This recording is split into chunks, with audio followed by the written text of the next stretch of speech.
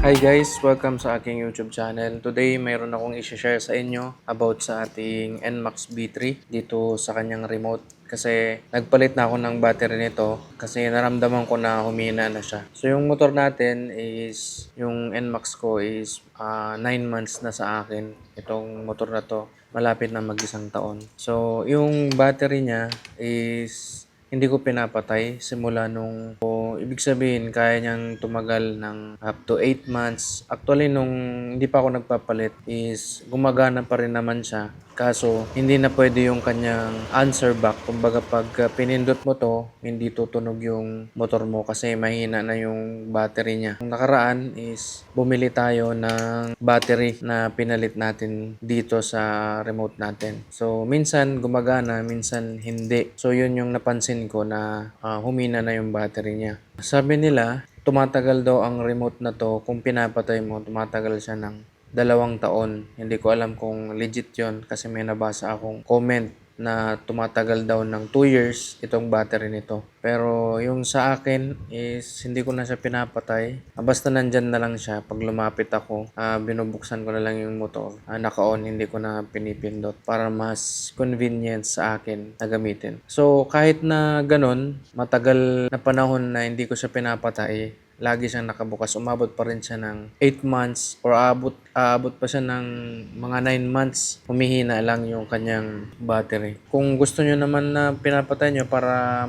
tumagal yung battery, okay lang naman. Pero sa akin, ang preferred ko is naka-on na lang lagi para hindi hassle na gamitin. So, nung nagpalit tayo ng battery, binili ko nga pala tong battery na to. Ito yung battery na pinalit natin, guys. Itong battery na to is Energizer.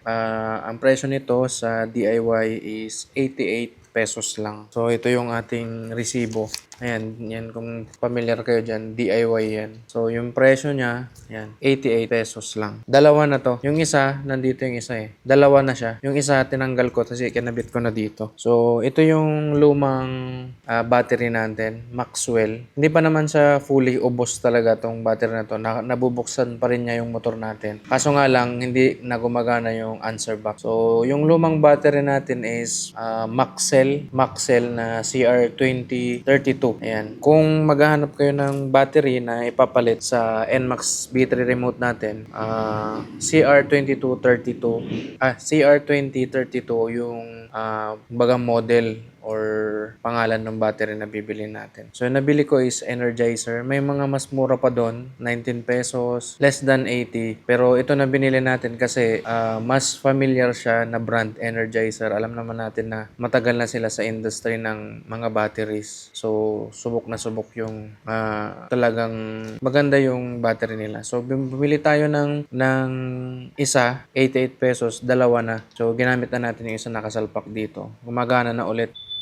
Ayan, kung narinig nyo, gumagana na yung answer back natin. Malakas na ulit yung pick up. So, madali lang ikabit. Tutuklapin nyo lang siya dito. Kuha kayo ng Phillips screw na maliit. O kaya baraha, padaanan nyo. O kaya kung kuko nyo, kaya ng kuko nyo, tanggalin nyo lang. Then, kabit nyo. Hindi nyo na kailangan ng manual. Tanggalin yung battery, salpak na nyo, then all goods na kayo. Ngayon, bumila ko ng 88 pesos. Mura lang. Meron ka ng reserba na isa. So, ibig sabihin kung hihina to, itong battery nito, meron ka ng reserba. Ito lalagay ko sa bag ko para kung humina to, papalitan ko lang. So, para sa akin, matagal na panahon na yon yung 8 months or 9 months bago magpalit ng remote ng battery. So, hayaan ko na lang to nakabukas kagaya ng dati. Kasi mura lang naman yung battery. Okay. So, sa mga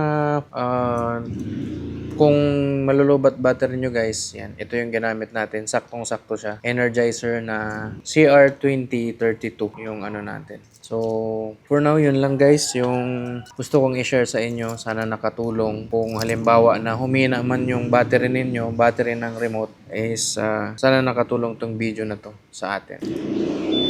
Thank you guys for watching and see you guys on the next video. Peace!